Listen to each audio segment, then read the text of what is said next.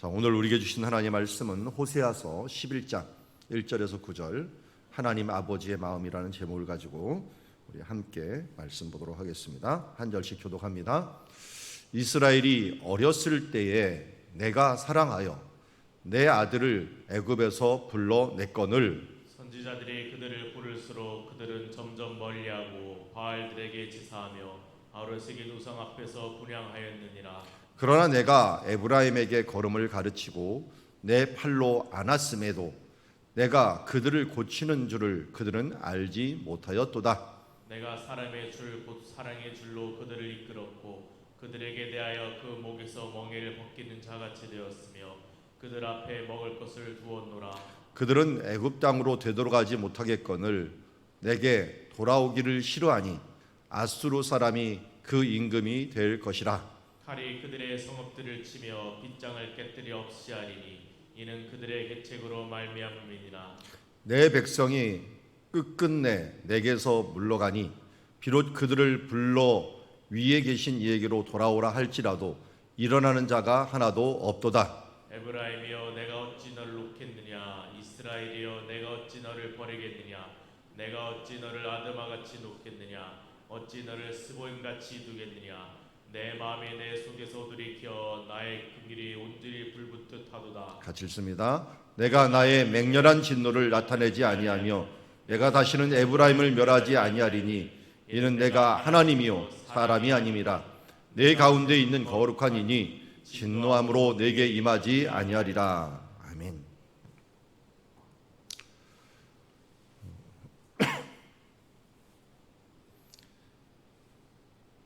오늘 이스라엘을 향하여 하나님의 마음이 어떠한가 하는 것들을 잘 알려주고 있습니다. 호세아서는 호세아 선지자가 지은 또 기록한 말씀이죠. 호세아라는 말은 구원이라는 뜻을 갖고 있습니다. 특별히 여호와는 구원이시다라는 것을 품고 있습니다. 여호수아, 호세아, 예수와 예수 다 똑같은 단어입니다. 똑같은 이름이죠. 여호와는 구원이시다. 어떻게 보면 이 호세아라고 하는 이름 안에 여호와 하나님, 우리 여호와 하나님을 얘기할 때 삼위일체 하나님을 항상 기억해야 됩니다. 하나님 아버지, 또 성자 예수님, 그리고 성령 하나님의 이 마음이 여기에 들어있다라고 하는 부분들을 우리가 잊지 않았으면 좋겠습니다. 이 하나님 아버지께서 이스라엘을 향하여 어떤 마음을 품고 있었는가, 또 있고 있는가, 앞으로 그런 어떤 마음을 품겠는가 하는 과거, 현재, 미래의 모든 부분들을 한 번씩 터치를 해주고 있습니다. 1절에 보니까 이스라엘이 어렸을 때 내가 사랑하여 내 아들을 애굽에서 불러냈거늘. 옛날에 누가 그 얘기를 하더라고요. 이게 막 아이가 태어나서 예쁜 짓을 할 때, 특별히 남자애가 예쁜 짓을 할 때는 한 3, 4살까지 예쁜 짓 다 한다. 그 일평생에 엄마에게 줄 만한 그 기쁨은 다 주고 그 다음부터는 삶이 좀 틀려진다라고 얘기하는 말을 들었습니다. 동의하는 사람도 있고 동의하지 않는 사람도 있을 텐데 어쨌든 확실한 거는 어릴 때가 기쁨을 상당히 많이 주는 건 맞습니다. 어른들이 커서보다도 어려서가 훨씬 더 많은 기쁨을 주는 거에 맞는 것 같아요. 왜냐하면 사랑을 주면 그에 대해서 반응하는 것 같아요. 그래서 이스라엘이 어렸을 때 내가 사랑하였고 내 아들을 애굽에서 불러냈거늘. 이 광야의 삶들 물론 어렵긴 했지만 그래도 그때가 하나님 보기에는 가장 행복한 시기였던 것 같아요. 왜냐하면 이스라엘을 한꺼번에 함께 몰고 그 안에 구름 기둥과 불 기둥 안에 있었고 그들을 함께 인도하고 이 하는 삶들 가운데서 만나로 먹이시고 또 메추라기로 먹이시고 그리고 이제 물을 내시고 그들을 먹이는 그 삶들을 통하여 하나님께서 보람을 느끼셨는지 구약 성경 중에서 짧은 기간을 가장 많이 하려 해갖고 많은 양을 기록한 것이 바로 출애굽기, 레위기, 민수기, 신명기 4개의 권을 기록한 것이 40년 안에 있었던 삶이었습니다. 그 외에는 수천 년의 그런 시간들이었지만 광야의 삶 40년이 하나님 보시기에는 가장 인상 깊고 표준이 될 만한 사랑과 함께 살아왔던 그런 시대인 것 같아요. 그래서 이스라엘 얘기할 때마다 광야 이야기를 많이 합니다. 그런데 광야 생활은 기껏 해봤다 40년입니다. 40년이면 이스라엘 역사 수백 년, 수천 년에 비하면 아무것도 아닌데도 불구하고 그 사랑했던 그 시기를, 그와 함께 교제를 진하게 나눴던 그 시기를 기준으로 삼고 이렇게 살아야 되지 않겠느냐, 이것이 너의 표준이다 하면서 우리에게 보여주는 사랑을 많이 베풀고 함께 사랑으로 응답하였던 시기다라고 할 수가 있습니다. 그리고 나서 이제 가나안 땅에 들어가서는 선지자들을 보냈어요. 여러분, 광야 생활 때는 모세 한 명이면 좋겠어요. 그 외에는 선지자들이 없었어요. 거의 모세 외에는. 그런데도 불구하고 그들과 함께 60만 200만이 지나는데 전혀 지장이 없었어요.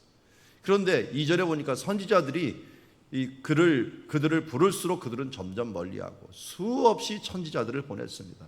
유명한 선지자, 또 한 번 나온 선지자, 이런 선지자들 수없이 보내었지만 그들은 점점 멀리하고 바알들에게 제사하며 아르색인 우상 앞에서 분향하였느니라. 멀리 갈 뿐만 아니라 이게 부모의 사랑을 떠나갖고 이제 다른 사랑을 쫓아가는 거예요. 물론 뭐 친구 사랑, 뭐 이 애인 사랑, 이것은 뭐 우상이라고는 할 수 없지만 그래도 부모하고 떨어졌을 때조차도 마음이 별로 안 좋잖아요. 그런데 좀 섭섭한데, 그런데 그게 아니라 아예 부모가 싫어하는 일들을 한다고 생각을 해보세요. 그것이 때로는 마약이고 때로는 그것이 탈선하는 일들이라고 한다면 부모의 마음이 얼마나 아프겠습니까? 그게 죽음의 길, 타락의 길로 간다는 것을 안다면. 그런데 이스라엘이 그렇게 하는 거예요. 멀리하면서 이 바알 같은 마약에 취해 있고 그곳에 제사하고 그것과 함께 그 친구들과 아로새긴 우상 앞에서 분향하면서 그야말로 못된 친구들과 함께 돌아다니는 그런 모습처럼 이스라엘이 그렇게 다녔다는 것입니다. 그러나 내가 에브라임의 걸음을 가르치고 내 팔로 안았음에도 내가 그들을 고치는 줄을 그들은 알지 못하는도다. 때를 따라서 가시 같은 이 주변에 있는 민족들을 사용하기도 했죠.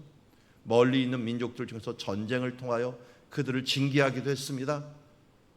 그리고 때로는 기후를 통해서, 가뭄을 통해서, 또 메뚜기 재앙을 통해서, 지진을 통해서 그들을 흔들어 깨웠습니다.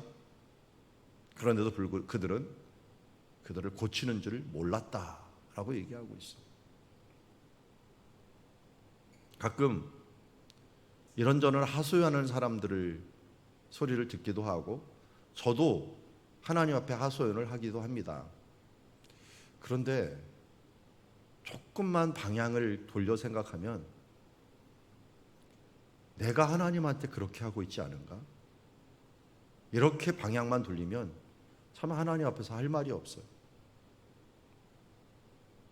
자녀들이 맨날 축복문을 나누는데 무심해.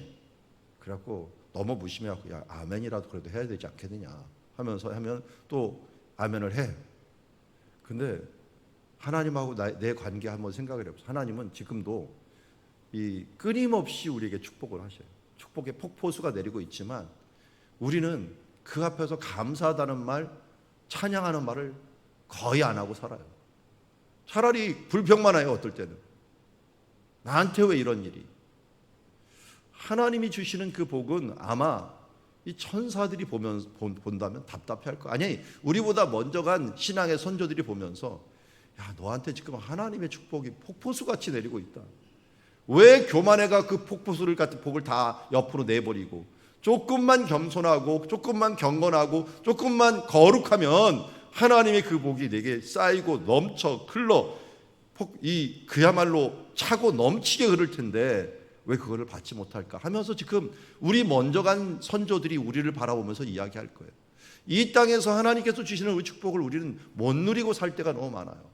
하나님은 지금 우리의 걸음을 가르치고 팔로 안고 그들을 고치고 있고 우리를 세우고 있는데도 불구하고 우리는 그의 양육을 받지 않으려고 무감각해 있고 뒤로 돌아서 있고 거룩하지 못하니까 하나님이 거룩한 하나님이 우리가 오지도 못하고 이런 삶들을 살고 있지 않은가.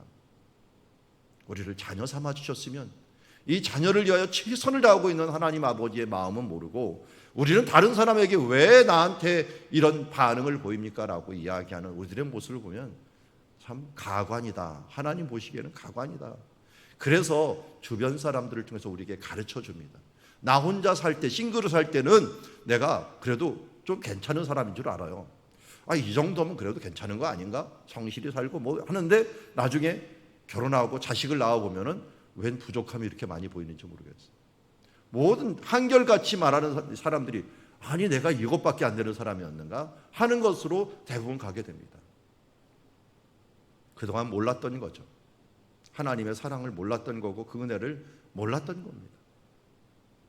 주님은 어렸을 때부터 우리를 사랑하셨고 지금도 사랑하시고 끝까지 사랑하시지만 우리의 걸음을 가르치고 지금도 팔로 안으시고 우리를 고치시지만 우리는 이 이스라엘처럼 동일하게 감사할 줄 모르고 찬양할 줄 모르고 만족할 줄 모르고 기뻐할 줄 모르고 기도할 줄 모르고 하나님과 호흡할 줄 모르는 그런 그야말로 어리석은 자로서 서 있는 배은 망덕한 자로 서 있는 그런 모습이 아닐까 하는 것을 돌아봅니다.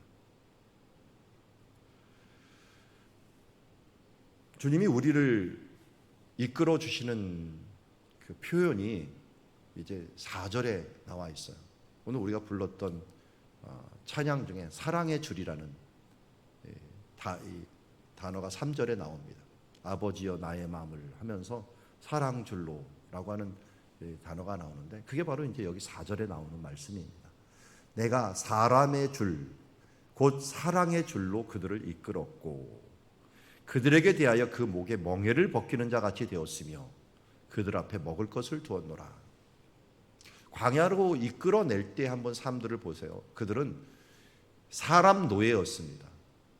짐승들을 어떻게 이끌어 가냐면 멍에를 그에게 씌우고 또 뭐 콧뚜레를 뚫고 해갖고 그를 끌고 옵니다. 그래서 그 큰 소가 사람에게 꼼짝 못하고 끌려오는 것들은 줄이 있기 때문인데요. 멍에 같은 줄. 이 줄이 그 동물을 끌고 오는 것을 보게 됩니다. 그런데 4절 보십시오. 사람도 줄이 있어요. 이 줄은 때로는 채찍이 될 때가 있더라고요. 노예가 일 때는 채찍으로 그 줄로 치면서 사람들을 끌고 오면서 이스라엘이 그런 노예 같은 사람들을 노예의 삶을 살았죠. 그런데 하나님께서는 짐승의 줄이 아니라 사람의 줄, 채찍의 줄이 아니라 그걸 곧 사랑의 줄이라고 이야기합니다. 사랑의 줄로. 지금도 이렇게 걸어가다 보면은 어린이집에 나와서 아이들을 교사들이 이렇게 데리고 가는 걸 봐요.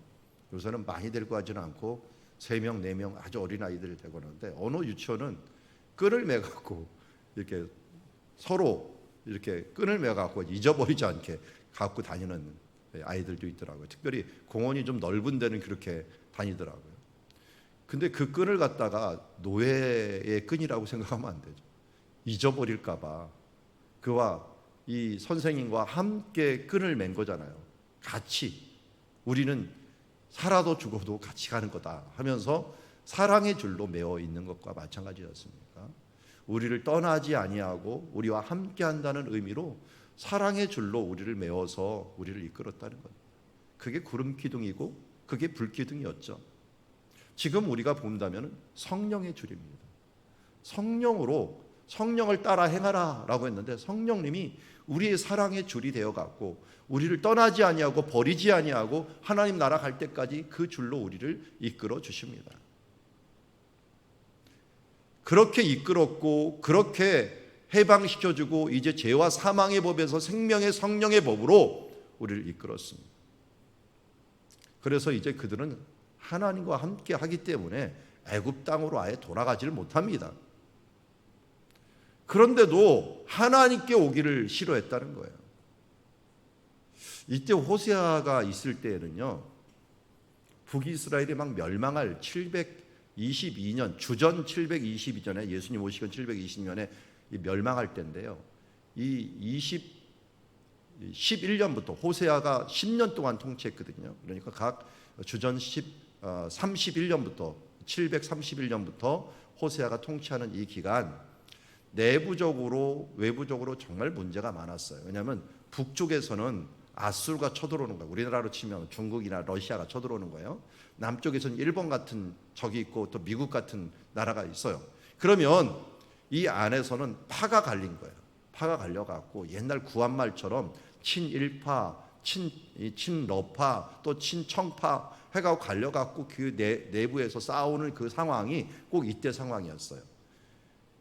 이 친일파 그러면 친애굽파고요. 친러파 그러면 아수르파라고 생각하시면 됩니다. 이런 식으로 내부에서 어디를 따를 것인가라고 하면서 얘기를 하면서 전쟁을 그 아수르가 막 쳐들어올 때 사람들끼리 서로 아니야 아수르에 그냥 섬겨야 된다 아니다 애굽의 힘을 빌리자 하면서 서로 싸우는 그런 상황이었어요. 이게 1입니까 2입니까 라고 물어볼 때 찬반입니까 라고 물어볼 때 함정이 있어요. 그 함정이 뭐냐면 둘 다 아닐 경우입니다. 문제를 내갖고 1, 2인데 잘 보니까 답이 아니에요. 답 없음 이렇게 써야 되는데 사람들은 1, 2에 자꾸만 속아 넘어가요.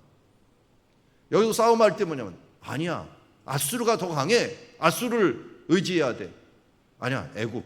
그래도 애굽이 예전부터 강한 국가였지. 애굽을 해야 돼. 너는 애굽이야? 아니면 아수르야? 사람한테 물어봐요. 애굽 아수르 물어보는데 둘 다 아니야. 그런데 나도 모르게 하나를 선택하게끔 되는 게 우리들의 심리 중에 하나예요. 돈이야 사랑이야? 이렇게 물어보면 사랑이라고 대답해야 되나요? 그게 돈이야 사랑이라 하는 그 대답에 우리는 더 큰 대답이 있다는 걸 잊지 말아야 되죠. 하나님이야. 이렇게 대답을 해야 되는데 사람들은 그렇게 묻지는 않아요. 아예 그 옵션에 들어가 있지도 않습니다. 지금 사랑의 줄로 하나님이 메었는데 사람들은 애굽으로 갈 거냐 아수르로 갈 거냐를 싸우고 있는 거예요. 애굽으로 돌아가지는 못하겠으니까 너희가 결국은 아수르를 택하겠구나. 결국 아수르의 정복이 돼버립니다. 결국 그렇게 되면 어떻게 됩니까? 칼이 그들의 성읍을 치며 빗장을 깨뜨려 없이 하리니 이는 그들의 계책으로 말미암음이라. 내 백성이 끝끝내 내게서 물러가니 비록 그들을 불러 위에 계신 이에게로 돌아오라 할지라도 일어나는 자가 하나도 없도다. 그들의 흐름은 다 그 생각의 선택의 모든 범위는 세상에 있었다는 것입니다. 여러분 문제들 앞에서 조심하십시오. 사탄은 자꾸만 A냐 B냐를 물어봅니다. 그러나 우리에게는 하나님이 계시다는 걸 잊지 마셔야 돼요. 하나님이 원하는 뜻이 무엇인가에 대해서 우리가 초점을 맞춰야 될 줄 압니다. 그러자 하나님은 이렇게 말씀합니다. 아수르를 선택해갖고 결국 이래저래 고통받는 이스라엘을 향하여 에브라임이여 내가 어찌 너를 놓겠느냐. 이스라엘이여 내가 어찌 너를 버리겠느냐. 내가 어찌 너를 아드마같이 놓겠느냐. 어찌 너를 스보임같이 두겠느냐. 원래 원어를 제가 봤더니 에이크라고 하는 단어를 써요. 에이크라고 하는 단어를 쓰는데 에이크라는 단어가 어떻게, how 이런 뜻을 겁니다. 어떻게, 내가 어떻게 너를 놓겠느냐. 내가 어떻게 너를 버리겠느냐. 물론 원어는 2개밖에 안 나와요. 그런데 그 뒤에 따르면서 내가 어찌라는 말을 그냥 생략하면서 드는데 하여튼 어찌라는 걸 2번 크게 강조하면서 이게 에브라임이여 이스라엘이여라고 하는데 북쪽 이스라엘을 이야기할 때 대표 지파가 에브라임이기 때문에 때로는 에브라임이라고 하는 말을 쓰기도 하고 이스라엘이라는 말을 쓰기도 합니다. 근데 하나님께서 너를 놓겠느냐 너를 버리겠느냐라고 하는 말을 하셔요. 그리고 여기 뒤에 보면은 우리가 잘 안 들어본 말이 있어. 내가 어찌 너를 아드마같이 놓겠느냐 너를 어찌 스보임같이 두겠느냐라고 하는데요.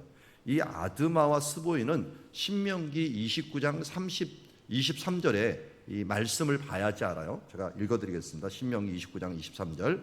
그 온 땅이 유황이 되며 소금이 되며 또 불에 타서 심지도 못하며 결실함도 없으며 거기에는 아무 풀도 나지 아니함이 옛적에 여호와께서 진노와 격분으로 멸하신 소돔과 고모라와 아드마와 스보임의 무너짐과 같을 줄을 보고 물을 것이요. 자, 신명기 모세가 하나님의 영감을 받아서 소돔과 고모라와 함께 멸망한 도시 이름을 신명기에 기록을 하는데 그 기록하는 이름이 신명기 29장 23절에 아드마와 스보임을 포함시킵니다. 창세기는 안 나왔지만 그 주변 도시 중에서 아드마와 스보임이 함께 멸망했다라고 이야기하는 것입니다. 그러니까 너희들이, 우리가 쉽게 말하면 소돔과 고모라 같겠느냐라고 얘기하는 거예요. 내 마음이 내 속에서 이렇게 되는 것들에 대해서 돌이켜갖고 내 마음의 긍휼이 온전히 불일 듯하니, 이 긍휼이라고 하는 것 우리가 잘 아는 단어예요. 우리 선지자 중에 나훔 선지자 아시죠? 나훔이라는 단어입니다. 여기서 네훔이라는 말로 썼는데 이 나훔이 가버 나훔이라고 하는 단어에서 나온 거예요. 위로, 긍휼. 그래서 예수님이 사역하신 것도 이름이 이상하게 긍휼의 마을, 가버 나움이라는 뜻을 갖고 있고 위로의 마을이라고 하는 것을. 이거는 주로 부모가 자식에게 갖는 안타까움을 이야기합니다. 친족들 간에 갖는 안타까움이에요. 그 안타까움, 그 긍휼의 마음을 이 불붙듯하게 일어나는 거예요. 자식에 대하여 아버지로서 그 마음, 우리 부모에게 주는 이 모성애, 부성애가 어디서 오냐면 하나님 아버지에서 온 거거든요. 하나님 아버지께서 우리를 만드실 때, 자식을 낳을 때 주시는 마음이에요. 사람이 완악해서 그 마음이 없어지는 것은 하나님이 주신 마음이 없어진 거거든요. 우리가 하나님을 섬기면 이상하게 부성애, 모성애가 더 온전해집니다. 왜냐하면 하나님께로 왔기 때문에 그래요. 건강한 신앙을 가진 사람들은 건강한 부성애와 모성애를 가지게 되는 거예요. 왜? 하나님이 이스라엘을 향하여 긍휼의 마음이 온전히 불붙듯 하는 그런 마음이 있었기 때문에 그렇습니다. 그래서 9절에 이렇게 합니다. 그들이 아무리 죄를 짓고 결국은 멸망하는 그 과정 가운데 간다고 할지라도 내가 나의 맹렬한 진노를 그들에게 온전히 나타내지는 않을 것이다. 왜? 그렇게 나타나면 이 세상에 견딜 민족이 하나도, 죄값을 그대로 맞으면 이 땅에서 존재할 존재가 하나도 없다는 거예요. 인간이 하나도 없다는 거예요. 그래서 내가 진노를 온전히 나타내지 아니하고 내가 다시는 에브라임을 멸하지 않으니 이는 내가 하나님이요 내가 사람이 아니다. 사람 같으면 내가 한 대 맞았어, 내가 10대를 때려줄 거야. 내가 하나의 복수여서 나는 복수가 내 힘이야 하면서 복수를 위해서 사는 사람들이 인간이 많아요. 인간의 그 완악함이에요. 그런데 하나님은 사랑이세요. 그래서 한번 약속하신 걸 절대 변개치 않으십니다. 내가 너를 거룩한 나라로 삼으시고 내가 너를 자녀 삼아 주셨기 때문에 하나님께서 우리가 죄 가운데 치더라도 우리를 버리는 그런 것이 아니라 징계로 그를 다시 긍휼히 여기셔갖고 너무 아플 것 같고 너무 감당하지 못할 것 같으면 어떻게든지 그를 긍휼해서 그를 이끌어서 다시 멸하지 않고, 나는 하나님이요 사람이 아니다. 끝장을 보는 게 아니다. 내 가운데 있는 거룩한 자다. 내가 거룩하게 될 때까지만 너를 하지만 다시 너를 불러 진노함을 임하지, 온전히 진노함을 임하지 않게 할 것이다. 여러분, 하나님은 우리를 향하여 합력하여 선을 이루시는 분입니다. 우리 아버지십니다. 우리를 거룩하게 하게 하시기 위해서고 우리가 감당치 못할 시험당함을 허락지 아니하시고, 또한 우리가 힘없을 때 피할 길을 내사 우리에게 넉넉히 감당케 하시는 하나님이신 줄 믿습니다. 오늘 그 하나님의 아버지의 마음을 우리가 다시 한번 마음에 새기는 시간이 되었으면 좋겠습니다. 이스라엘을 아들로 삼아, 내 아들, 자녀로 삼아 우리를 가르치고 계십니다. 우리는 가르침에 순종하는 자녀가 됩시다. 하나님은 지금도 사랑의 줄로 우리를 이끌어 주십니다. 그리고 우리를 하나님의 자녀이기에 끝장내는 멸망이 아니라 거룩하게 하는 징계 앞에 결국은 우리의 그 가버나움의 나훔, 부모로서의 긍휼을 불붙듯이 항상 가지고 계신 하나님을 믿고 오늘도 긍휼을 의지하여 하나님께 기도하며 나아가는 주의 자녀들이 되기를 주의 이름으로 축원합니다. 기도하겠습니다. 하나님, 우리 아버지가 되어주심을 감사합니다. 우리가 뱃속에 있을 때부터, 아니 우리가 주님 앞에서 태어나기 전부터, 부모의 태에서 있기 전부터 주님은 우리를 사랑하사 우리를 자녀로 삼아 주셨습니다. 이제 그를 품에 안고 가르치는 아버지의 그 마음을 순종하여서 순종의 삶을 살아가는 우리들 되게 하여 주시옵소서. 주님, 출애굽할 때 이스라엘 백성들을 구름 기둥과 불 기둥으로 인도하였듯이 성령의 줄로 죄와 사망의 법을 깨뜨리고 이제 생명의 성령의 줄로 우리를 이끌어 주시는 것을 감사합니다. 사랑의 줄로 이끌음을 받을 때 주님의 그 이끌림에 받는 주님의 자녀 되게 하여 주시옵소서. 때로는 우리가 죄를 지어 주님 앞에 징계를 당할지라도 주님 멸망 앞에서 진노 앞에서 하나님 앞에 거룩한 존재로서 다시 거듭나는 시간, 순결한 신부로서 거듭나는 시간이 되게 하여 주시옵소서. 하나님의 긍휼이 불붙듯 다시 우리에게 임하여서 우리를 다시 회복케 하는 줄 믿습니다. 코로나로 인하여 우리에게 주셨던 교훈들 다시 한번 생각하며 일상을 회복하도록 원하시는 그 마음을 우리 마음에 두고 또 우리 교회에 흔들리고 있는 여러 요소들을 다시 한번 되잡아서 하나님 앞에 그 사랑의 줄로 이끌을 받아 주님 성령의 불로 성령의 줄로 이끌을 받는 주의 자녀, 주의 교회, 주의 가정들 되게 축복하여 주시옵소서. 예수님의 이름으로 기도드리옵나이다.